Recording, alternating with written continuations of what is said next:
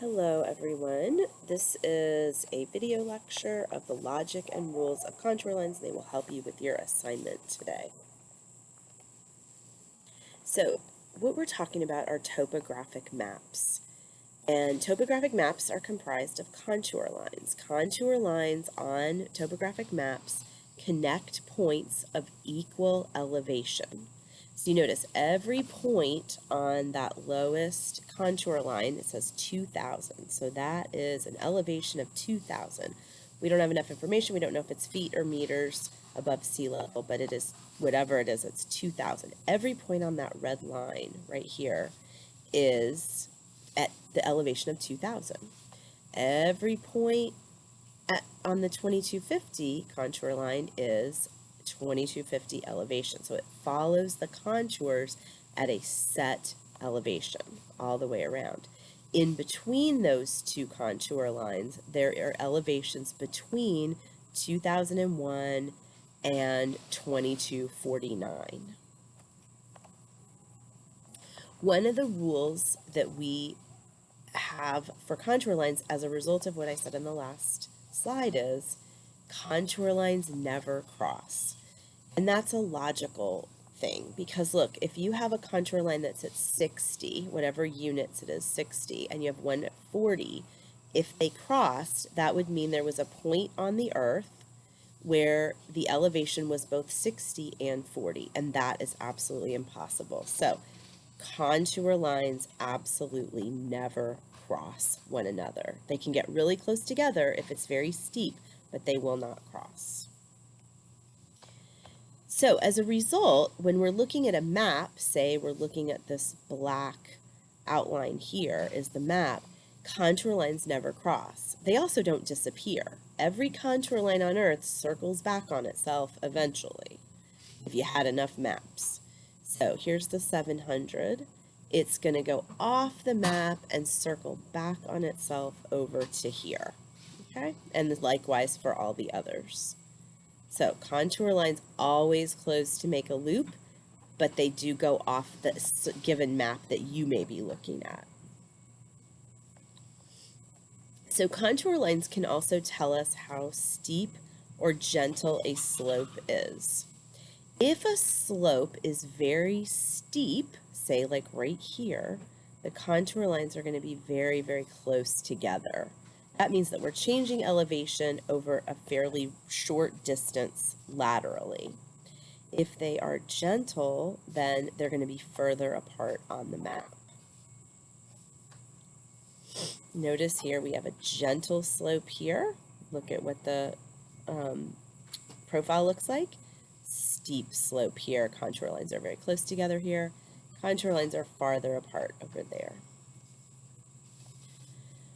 Index contours. Those are the labeled contour lines. So those are darker lines with elevation labels. And we don't give you contour lines on maps because it just gets too messy on the map for every single contour line.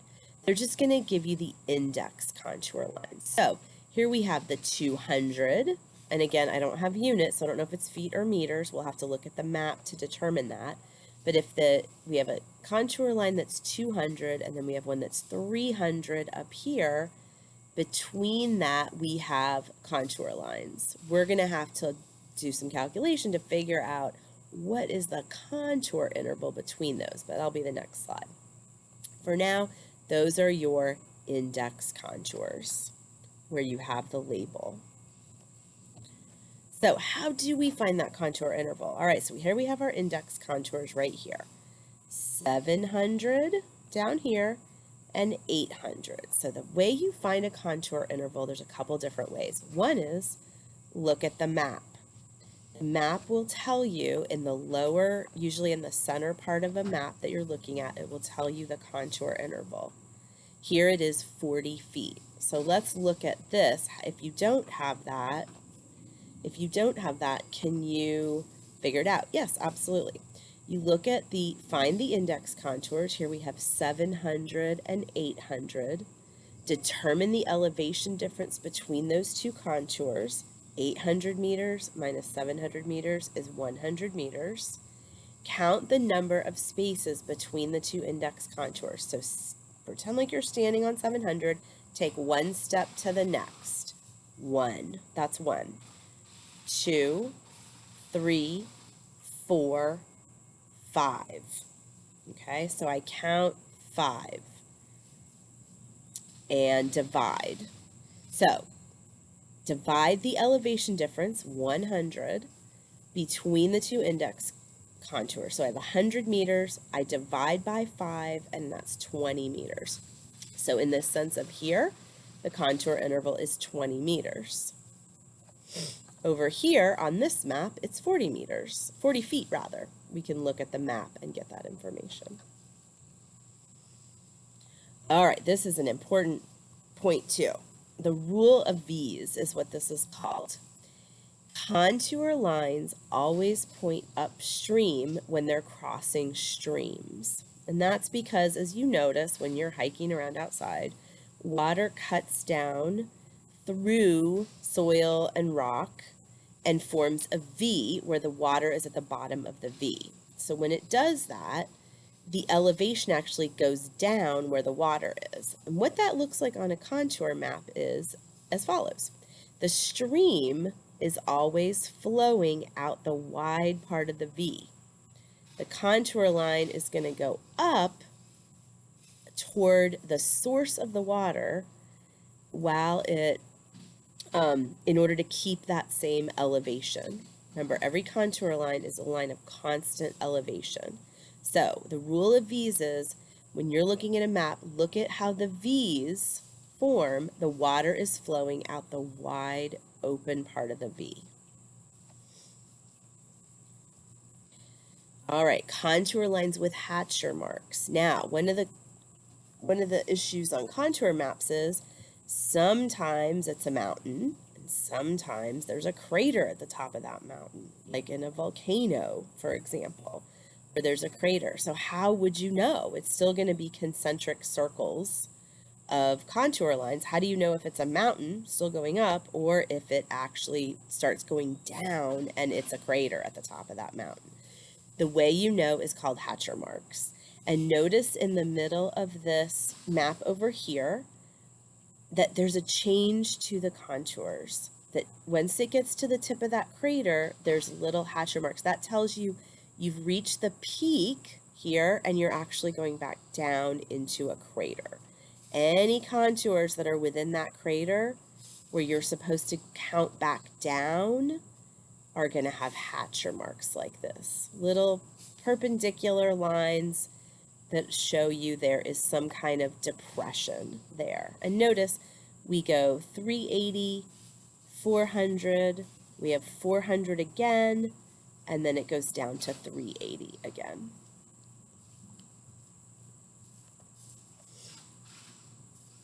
Contour lines also help you determine slope. So the gradient or the slope is the difference in elevation, the rise, divided by the distance between 2 points, or the run. So slope is rise over run. So the rise, and we usually express that in meters per kilometer.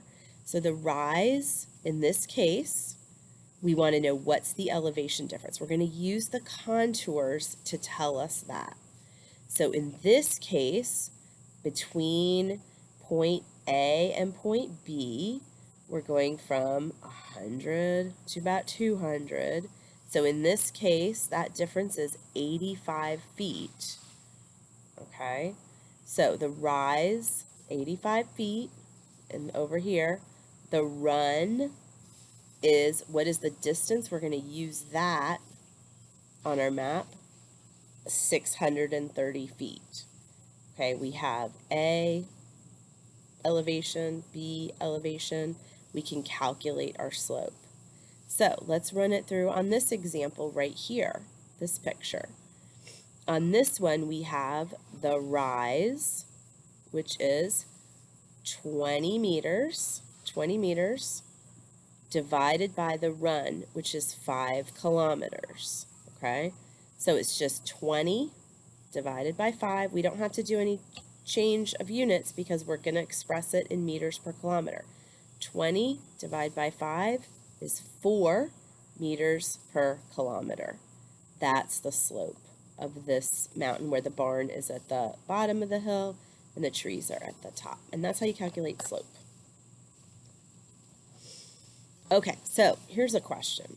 If you're out camping, how would you decide where to set up your tent using the contour lines? Well, the first thing is you usually want to have a flat area for a tent. They always try to make campgrounds give you the flattest area because sleeping in a tent that's on an angle is the worst. So if I look at all these points on this map, do I want to be at D or C or A or B? Which one would I want? And you can decide. A, super steep, that looks like a cliff. I'm going to pass on that. D, that's a shallower slope, but it's still a pretty significant slope right there. C looks nice. C looks like it's right at the base of a cliff. That might be a nice place to go. Very flat area right there where C is. B also looks to be a nice flat area right next to a stream. So I would definitely choose B or C, depending on which side. Did I want to be by the water or did I want to be at the base of the cliff? Both are flat areas, though, according to the contour lines. Okay, another important point is benchmarks. And when you look at topographic maps, you'll notice that there's benchmarks. And these are, the government goes around, the Geological Survey has gone around and tied down exact elevations at certain places. And you can even find these. You may have seen these when you're out and about. There are these markers that look just like this. And on the map, they're going to look like this. They're just going to say BM for benchmark and then the elevation of that place. So in this case, 2919, probably feet. And generally, in America, they're in feet, but sometimes they might be expressed in meters. You'll have to look at the map. All right, so that's benchmark. So they're usually at the top of mountains or things like that. If you're looking for a benchmark, that's the notation you're looking for on the map. All right, topographic map scales. Now, there is a standard scale, which is distance, and you can literally take a string or a ruler and measure the distance on the map, and you can tell like how many kilometers it is, how many feet, using these two lower scales or any of these scales right here. All right, how far is a mile? How far is a kilometer? There's another scale called the ratio scale, and that's this. Notice it says scale 1 to 24,000. That's a different kind of scale, which means any units you put here are equal on both sides. So I can say 1 inch on the map on the left-hand side is equal to 24,000 inches in the real world. I could say 1 foot on the map equals 24,000 feet in the real world. Okay, so as long as you have the same unit on both sides, it doesn't matter what unit you use, that ratio scale will hold. You could say 1 banana length on this side and equals 24,000 banana lengths in the real world. As long as 1 to 24,000, as long as you have the same units on both sides, it'll still work. And you can use that to measure distance on a map as well. That's called the ratio scale. Notice the contour intervals given here too for this map, 10 feet. The last thing I want to talk about is making a profile from contour lines. So we're looking at a flat map, and sometimes we want to make a profile that shows us what does it look like in real life? Like how much elevation is there? We want an expression of that that's not just flat lying on the map. So the way you do that is you draw your line, your profile line. So from here, it's A to A prime. And then figure out your contours. Remember, your index contours are going to tell you, they're going to be written 300 right here, 300 right here. This one's 400 up there, 400 up here. And start to just make little lines at each place where you see a contour line across your profile line. And then mark those, just write right on your sheet in small letters, what is each contour? What is the elevation at each one of those points along your profile? Once you do that, you know what the variation is from your lowest point to your highest point. So in this case, we need to cover from a distance of at least 260 to at least 420.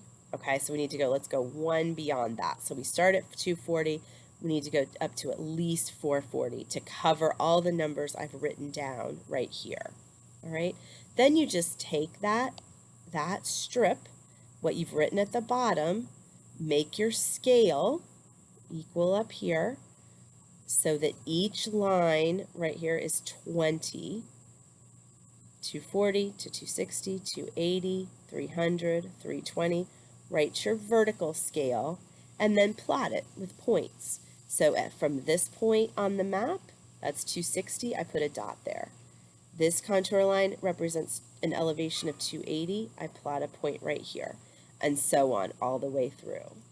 Once I do that, look over here, I can ease my way, just mark from point to point, just make a smooth transition to look like what the topographic profile looks like. And that's how you make a topographic profile. All right, thank you.